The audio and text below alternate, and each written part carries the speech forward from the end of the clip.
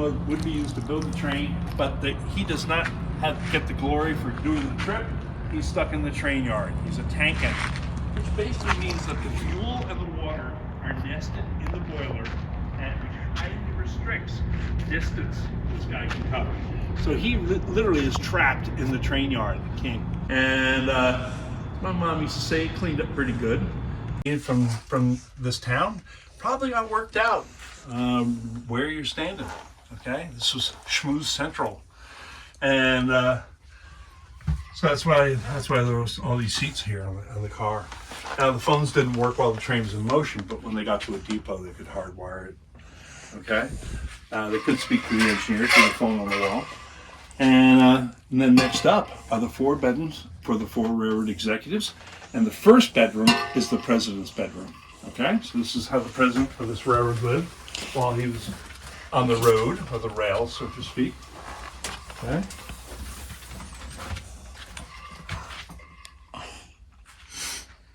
Look at that.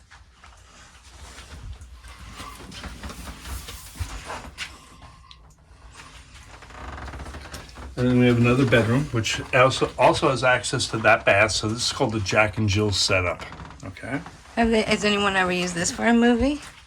No, we don't allow that. That'd be a great movie set. Movie crews are not allowed in here. Another bedroom. And this is the start of the second set. So we have bedroom, bath, bedroom. And that takes care of our 4 executives. Okay. Next up, the executives are getting hungry. So it's getting close to dinner time. All right. And so this is where they'd sit down, have their filet mignon or duck l'orange. And after dinner, they would probably have brandy and cigars, and they'd sit around and talk about everything train. Now, I started doing these tours. I had to ask myself, how many railroad presidents' personal train cars are still in existence? And turns out there are not that many, but there are some. And then when I found this small gang of train cars, I had to ask myself, okay, out of all these cars, how many of these cars were sealed up for a half a century? Right. And the answer is, okay. So I jokingly call this car Graceland. And I call it Graceland because it's a little joke. It's like, if you've ever been to Graceland, they maintain Graceland exactly the way it was on the day that Elvis passed. Okay? They maintain it so it's locked in time. Unlike Graceland, these are the original curtains that the president of this railroad picked out in 1949. This is the original china for this dinner table. This looks like these guys just got up and went out to lunch. That was 75 years ago. This is the purest time capsule you will ever step in because we haven't doctored anything in the car. Yes. Okay? And when it rains, I shut this car down. If I see kids that seem unruly, I reroute my tour. But you folks made it into the car. Oh, right. Because this does not happen all the time. All right. I'm just letting you know. You caught it. Oh, that's nice. Okay? Yeah. He doesn't know how unruly we are. All right. So far, this has all been about the 4 executives. But also on this car is a porter who takes care of the 4 execs. The porter is on call like a doctor. He's operating 24/7. And so he gets his own room. All right. Let's see how the porter lives. These are the porter's quarters. And he would sleep up in the bunk. Oh, he's gonna. And then what looks like a clothes closet there is actually the shower, which is also the bathroom. So now a real estate person would call that suite cozy. I would not use that word. Okay. Now you see how much space the porter gets? Now check out how much space the chef gets. Now, I've been on a lot of trains in my lifetime, and I can tell you, that's a big kitchen for a train car. Okay? Yeah. That is a very large kitchen for a train car. Not the largest, but again, you'd be pretty hard pressed to find a bigger kitchen than this. For 4 guys. Okay? Yeah, just for 4 guys. Yeah, well, and they're guests. Oh, of course. But skinny guests. Any guesses? Any guess? Yes. Okay. Now, last but not least, what's this thing? What's this thing? Take it away. It's all you. Icebox. Bingo. Oh, Got that's it. you. Yeah. Ice box or an ice chest. Okay. And the way this worked is that they would put a big block of ice down here. That would keep the food up here nice and cool. So while the chef is preparing a meal for the president, he'd come in here and get fresh vegetables and fresh fruit. See, then he's not fired. That's good. Now, I used to collect images of trains in Georgia. Okay? That is a dead rail. The best you could do would be to melt it back down and start from scratch. But now you are operating in the negative. Better just get a new rail. He did that just so they're unusable, or did he use it for something? No, he rendered it completely useless. Nobody can play with it anymore. All right, now, trains are made of metal and wood, lots of each. And this area of the complex is dedicated to metalwork. And this building here is the tender shop. They could build the framework for a coal car in here. This building here doesn't seem like a building at all because the roof was ripped off in a hurricane. But this used to be the machine shop for the complex. This was a very large building. Oh, and so the roof got ripped off in a hurricane, and then in the 80s, a local college, which will go nameless, they threw a big rave here and used some of the collapsed roof to make a fire. Fire got out of control, burned the building to the ground. Oh my That was the end of that. And now, the building at the far end there that looks like a castle, that's the boiler room for this complex. And they're shoveling coal in that boiler 24/7. This long building here is the blacksmithing shop. They had 13 forges in there, as if Savannah needed to get any hotter.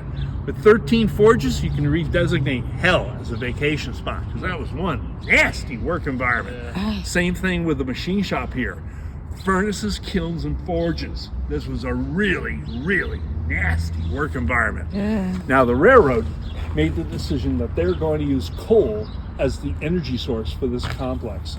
They also knew that coal was a very dirty energy source. They also knew that they were planning on burning a truly heinous amount of coal per hour. They also knew that coal smoke does not help the respiratory system of human beings. Black lungs. So they made the decision to divert the smoke away from the employees. That maybe, just maybe, the railroad should kill the employees. Kind of a novel idea in the 1800s, but they thought they'd give it a shot. And so this is what they came up with. They decided to build one smokestack for the entire complex, 125 feet high. Then they dug a network of underground tunnels from each building into the base of that smokestack. Now, at the top of the smokestack, 125 feet up, with a gentle breeze right on cue, with a gentle breeze crossing the top of that smokestack, that creates a suction which pulls the smoke from all these buildings up and out. You don't need a mechanical device to push or pull the smoke. Mother Nature will take care of it for you for free if you know about it. And they did in 1850 when this site was designed. And amazingly enough, that worked really well. The neighbors weren't thrilled, but they weren't on payroll, so the heck with them. Now, the railroad was actually in a reasonably benevolent mode with the employees and wanted to give the people working in this hot, dirty area of the company a perk. And this is the perk they came up with. They decided to install this metal cistern above the white bricks. And the metal cistern is open at the top. It's open at the top so it can collect rainwater. So at the end of your day, you're hot and dirty, step into one of the shower stalls and take a fresh rainwater shower that's been heated by the smokestack. Is the person who engineered that the same one who engineered the... It's actually collective. Yeah. So this one person did not come up with all this. It was actually collective. Okay. They were clever. Very clever. And yeah. So again, once this place was up and running, every railroad came here to borrow the design of the site because This was the most efficient way to take care of a railroad in the 1800s. It was figured out here in Savannah. And this became the standard of how you took care of a railroad in the U.S. That was figured out here. Oil.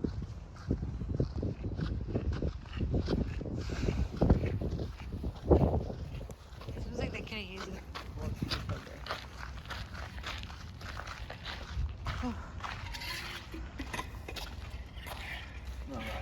This is a blacksmith and shop. Very gothic in here, and we're down to one forge, and there used to be 13 in here. Even with a quick survey of some of the tools that were being used in here, it becomes pretty clear that within the first 6 weeks of working in this space, that you're going to be missing something. Okay? And then with this jackhammer going off every 30 seconds, you're deaf by the end of your first month on the job. You're missing at least one finger, maybe a toe, and you're deaf. But at least you're being paid 15 cents an hour, because otherwise it wouldn't be worth it. Okay? Now, we use this space for weddings. People get married here every Saturday night. It's a very, very popular wedding site. And yeah. You could give a steampunk wedding. And our other area of revenue is movies. We try to get movies shot here. So you saw the movie Glory with Denzel Washington and Morgan Freeman. Over half the movie was shot in this courtyard. Oh wow. Okay? We saw that. What courtyard? Where? There? Here. Yeah. If you watch Glory, half the movie has that in it. Really? Interesting. Yeah. But where they pitched all the tents and stuff, that's right over there. And then on the side of the storeroom. Yeah, but they shot the movie here. Oh, really? Yeah.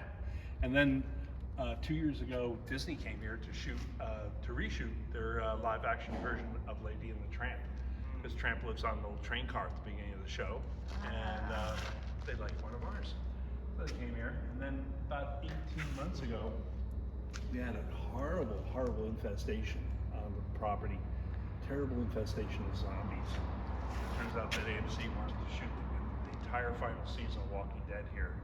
So we had like 4 months of some zombies all over the place. And then we took on a feature film project, which was a World War II drama. And they converted this whole area into a Nazi concentration camp.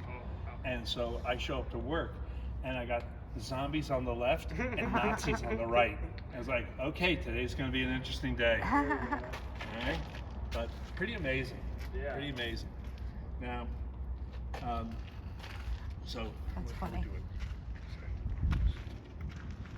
I can tell that. So, okay. So, bless you.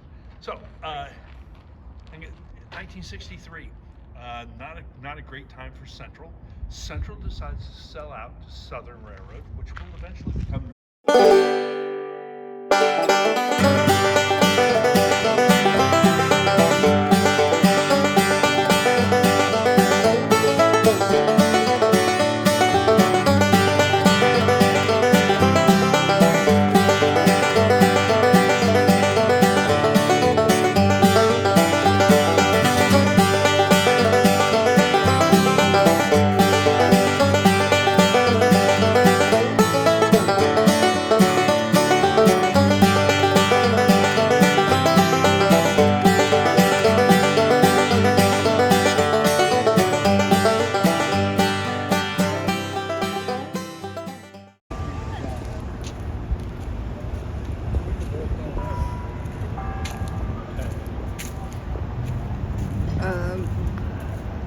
Banker,